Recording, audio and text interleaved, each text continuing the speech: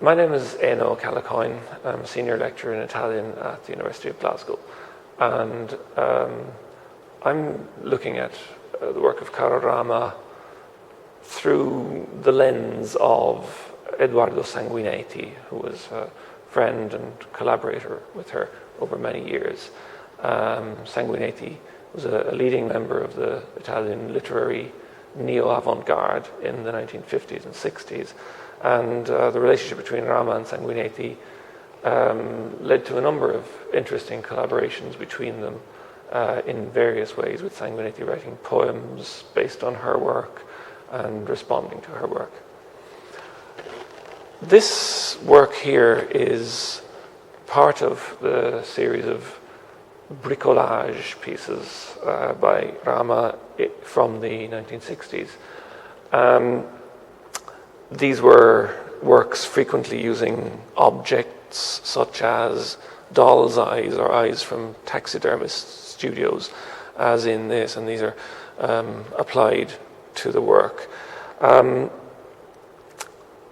For me personally, as a scholar working on Sanguineti, this is a very interesting piece and a very exciting one, because it gives an example of a unique two-way collaboration between these two artists and these two creative intellects.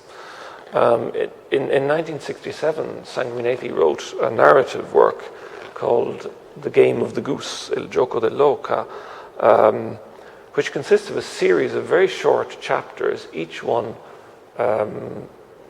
a response to work of visual art. All examples of what one would call ekphrasis in technical terms, the literary description of works of art. They're rather bizarre pieces when you read them standing alone, but they make sense when referred to the works of art. And two of these short chapters are based on works by Rama, one of which is here. Sanguineti's descriptions are on one level scrupulously objective, on another level rather bizarre, but he tends to give the visual work a narrative dynamic. He draws us into the work and sort of makes the work tell a story. So here is I'm going to read out my translation of the piece in question, describing this work. He talks about what he calls a blackboard, which is this piece here, and the various elements that go around it, the various groups of eyes and integrals, the mathematical formula on various sides. We give 3 corners to the integrals, with 3 integrals outside the blackboard. We open one side of the blackboard, we shorten the upper side at the end where the open side is. We block the whole thing with 4 eyes. We put the eyes in a cross shape. We lengthen the lower side. We turn the corner. Just 2 eyes will do here, like this. 1 corner is still uncovered. We don't cover it. We cover the last corner.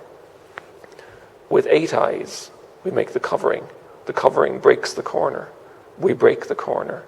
8 is made up of 2, 3, and 3, vertically. Let's do it by levels now. We have 1, 3, 1, 3. Let's think about the shapes a moment. 5 are round in 8, 2 are round in 4, 1 is round in 2. Let's check all the eyes again from the start. 3 are oval in 8, 2 are oval in 4, 1 is oval in 2. The ovals are blue. There's another method to finish with. 3 have no lashes in 8. 1 has no lashes in 4. None has no lashes in 2. The names of the scientists are between 4 and 2 times 11. They make a bridge. They close, as best they can close, the open side of the blackboard. We make another covering. We close the open side. The names thus go in pairs. They mirror each other like this, the names. We mirror ourselves in the oval eyes, in the round eyes. We mirror ourselves in 8 eyes, in 4 eyes. We mirror ourselves in 2. So Sanguineti's description really moves through the piece and gives a sort of dynamism to the piece. But what's really interesting here is that the process comes full circle, because Sanguineti writes the narrative of the painting, and Rama subsequently gets him to inscribe in his own hand, in the top left-hand corner, upside down as it happens, to inscribe part of his narrative based on the painting. And we see it here with his own signature. So we have in this painting really a little piece of the literary history of the Italian neo-avant-garde, and I think a unique example of literature inspired by art and then coming back physically inhabiting the source of its inspiration. So a lovely circular collaboration, to the extent that Rama then gives the title to this painting.